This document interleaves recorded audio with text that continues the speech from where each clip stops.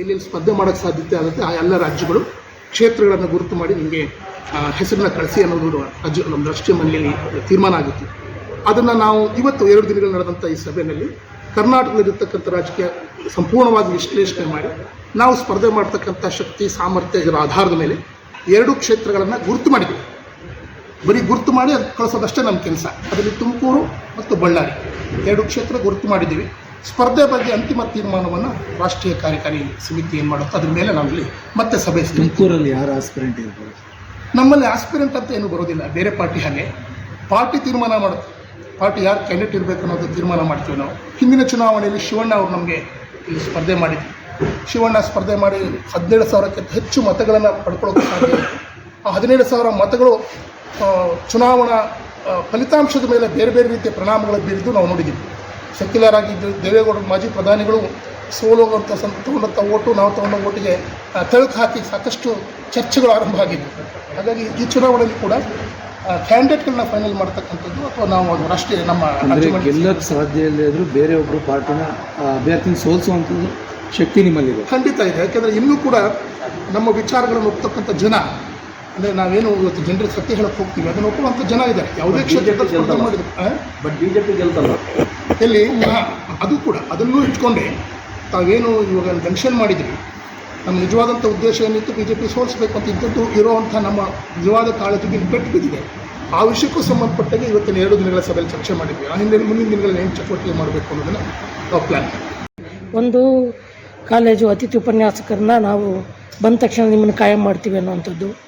ಅದರ ಜೊತೆಗೆ ಏನು ಈ 3 ಕರಾಳ ಕಾಯ್ದೆಗಳಿದ್ದು, ಒಂದು APMC ಕಾಯ್ದೆ, ಮತ್ತೊಂದು ವಿದ್ಯುತ್ ಖಾಸಗಿ ಇದು, ಇವು 3 ವಾಪಸ್ ತಗೊಳ್ತೀವಿ ಅಂತ ಸ್ವತಃ ಸಿದ್ದರಾಮಯ್ಯನವರು ಬಂದು ಹೇಳಿದಂಥದ್ದು ಇವತ್ತರೆಗೂ ಆಯ್ದಿಲ್ಲ.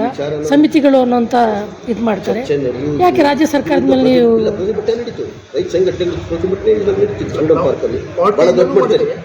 ಜೊತೆಗೆ ನಮ್ಮ ಜಿಲ್ಲೆದೆ ಭಾಳ ಬರ್ಡನ್ ಅಂತಂದರೆ ಕೊಬ್ಬರಿ ಇದು ಇಲ್ಲ. ಈಗ APMC ಕಾನೂನು ಆ ತಿದ್ದುಪಡಿ ಈ ವಿಧಾನಸಭೆಯಲ್ಲಿ ಪಾಸಾಗಿ ವಿಧಾನ ಪರಿಷತ್ತಿಗೆ ಹೋಗಿ ಸೆಲೆಕ್ಟ್ ಕಮಿಟಿಗೆ ರೆಫರ್ ಆಗಿತ್ತು.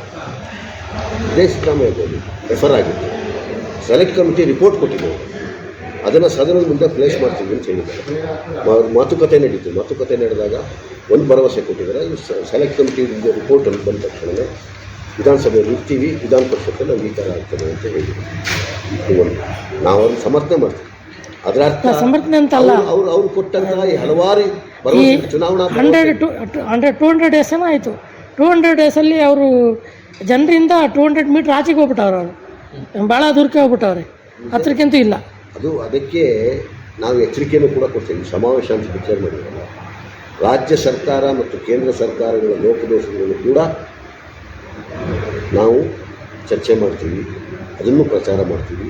ತಿದ್ದುಕೊಳ್ಳಿ ಅಂತಕ್ಕಂಥ ನಾವು ಅವ್ರಿಗೆ ಒಂದು ಪತ್ರ ಬರೀಬೇಕು, ಎಚ್ಚರಿಕೆ ಪತ್ರ ಅಂತ ಕೊಡ್ತೀವಿ. ಗ್ಯಾರಂಟಿ ನಾವೆಲ್ಲನೂ ಮಾಡ್ಕೊಬಿಡ್ತೀವಿ ಅನ್ನೋ ಹೊರಟವ್ರೆ. ಕೊಟ್ಟ ಭರವಸೆ ಈಡೇರಿಸಿ ಅಂತ ಹೇಳಿ CPI ಚಳವಳಿ ಮಾಡಿದೆ.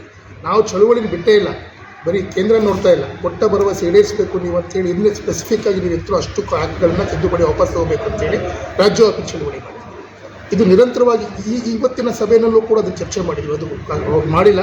ಅದ್ರ ವಿರುದ್ಧ ನಾವು ಹೋರಾಟಗಳನ್ನು ಗಟ್ಟಿಗೊಳಿಸಬೇಕು ಅನ್ನೋದು ಕೂಡ ತೀರ್ಮಾನ ಮಾಡಿದ್ವಿ.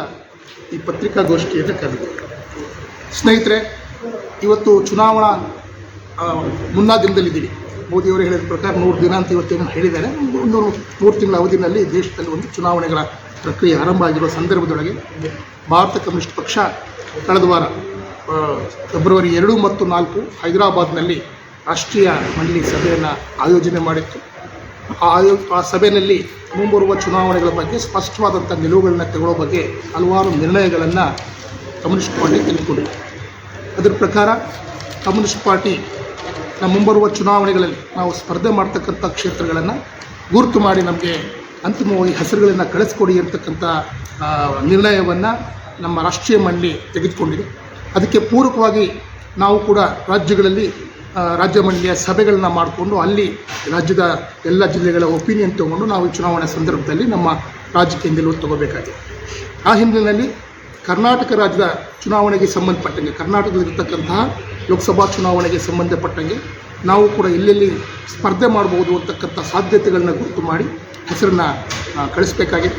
2 ದಿನಗಳ ಕಾಲ ನಾವು ಗಂಭೀರವಾಗಿ ಅದರ ಬಗ್ಗೆ ಚರ್ಚೆ ಮಾಡಿ ನಮ್ಮ ಶಕ್ತಿ ಸಾಮರ್ಥ್ಯ, ನಮ್ಮ ಚುನಾವಣೆ ಎದುರಿಸುವಂಥ ಶಕ್ತಿ ಇರತಕ್ಕಂಥ ಜಿಲ್ಲೆಗಳ ಬಗ್ಗೆ ವಿಶೇಷವಾಗಿ ಅಧ್ಯಯನ ಮಾಡಿ, ಹಿಂದೆ ನಾವು ಎಲ್ಲೆಲ್ಲಿ ಸ್ಪರ್ಧೆ ಮಾಡ್ತಿದ್ವಿ ಅಲ್ಲಿ ನಮ್ಮ ಚುನಾವಣೆ ಏಳು ಬೀಳು ಇವನ್ನೆಲ್ಲವೂ ವಿಮರ್ಶೆ ಮಾಡಿ 2 ಕ್ಷೇತ್ರಗಳ ಅಲ್ಲಿ ನಾವು ಹೆಸರನ್ನು ಸ್ಪರ್ಧೆ ಅಂದರೆ 2 ಹೆಸರನ್ನು ಕ್ಷೇತ್ರಗಳನ್ನು ಗುರುತು ಮಾಡಿದ್ವಿ. ಅದು ಮೊದಲನೇದು ತುಮಕೂರು. ಹಿಂದಿನ ಚುನಾವಣೆಯಲ್ಲಿ ನಾವಿಲ್ಲಿ ಸ್ಪರ್ಧೆ ಮಾಡಿದ್ದು ತಮ್ಮೆಲ್ಲರಿಗೂ ಗೊತ್ತಿದೆ. ಹಾಗೆಯೇ ಮತ್ತು ಸಾಧ್ಯತೆ ಇದ್ದು ಹೆಚ್ಚು ಕಾರ್ಯಕರ್ತರು ಇನ್ನೊಂದು ಓಡಾಡೋಕ್ಕೆ ಸಾಧ್ಯತೆ ಇರತಕ್ಕಂಥ ಕ್ಷೇತ್ರ ಬಳ್ಳಾರಿ. ಈ 2 ಹೆಸರುಗಳನ್ನು ಇಲ್ಲಿ ಸ್ಪರ್ಧೆ ಮಾಡಬಹುದು ಅಂತಕ್ಕಂತಹ ಒಂದು ತೀರ್ಮಾನವನ್ನು ನಾವಿಲ್ಲಿ ತಗೊಂಡು ಅದನ್ನು ರಾಷ್ಟ್ರೀಯ ಮಂಡಳಿಗೆ ಹೆಸರುಗಳನ್ನು ಕಳಿಸ್ತೀವಿ. ಆದರೆ ಅಂತಿಮವಾಗಿ ಚುನಾವಣೆಯಲ್ಲಿ ಸ್ಪರ್ಧೆ ಇಂತಿಂಥ ಕ್ಷೇತ್ರದಲ್ಲಿ ಮಾಡಬೇಕು ಅಂತಕ್ಕಂಥ ತೀರ್ಮಾನವನ್ನು ಕಮ್ಯುನಿಸ್ಟ್ ಪಾರ್ಟಿಯ ನಮ್ಮ ನಿಯಮಾವಳಿಗಳ ಪ್ರಕಾರ ರಾಷ್ಟ್ರೀಯ ಕಾರ್ಯದರ್ಶಿ ಮಂಡಳಿ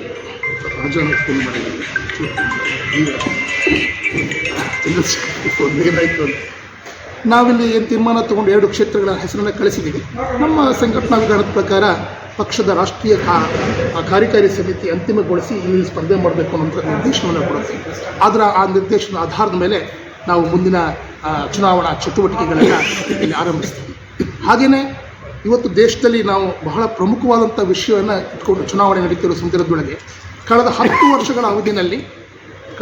ವರ್ಷದ ಅವಧಿನಲ್ಲಿ ಅದು ಒಕ್ಕೂಟ ಸರ್ಕಾರ, ಅದು NDA ಸರ್ಕಾರ, ಜನ ಅದನ್ನು ಮೋದಿ ಸರ್ಕಾರ ಅಂತ ಕರಿಬೋದು, ಇನ್ನೊಂದು ಕರಿಬೋದು, ಒಂದು ಮೈತ್ರಿಕೂಟ ಸರ್ಕಾರನೇ.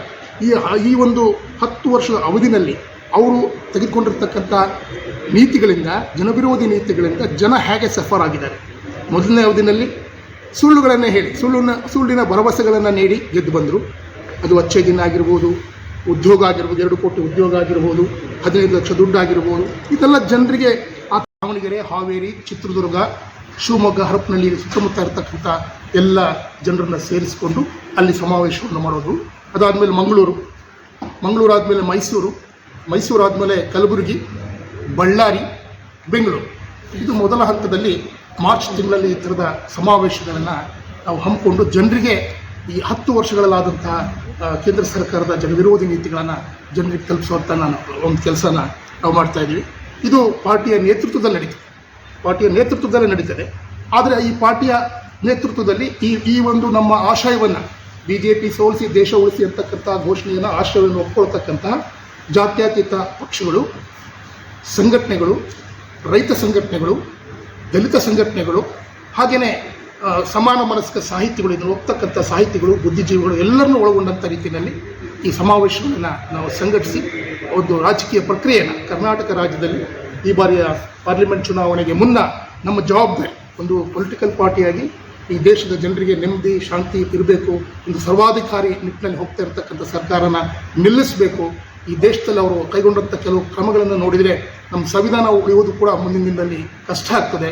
ಇವೆಲ್ಲವೂ ಇಟ್ಕೊಂಡು ದೇಶದ ಸಂವಿಧಾನ, ಪ್ರಜಾಸತ್ತೆ, ಜನರ ಬದುಕು ಇವನ್ನೆಲ್ಲ ಉಳಿಸ್ಕೊಳ್ಳೋ ಭಾಗವಾಗಿ ಕಮ್ಯುನಿಸ್ಟ್ ಪಾರ್ಟಿ ಈ ಸಮಾವೇಶಗಳನ್ನ ಹಮ್ಮಿಕೊಂಡು ಚುನಾವಣೆಯಲ್ಲಿ ಸಕ್ರಿಯವಾಗಿ ಭಾಗವಹಿಸ್ತಾ ಇದೆ.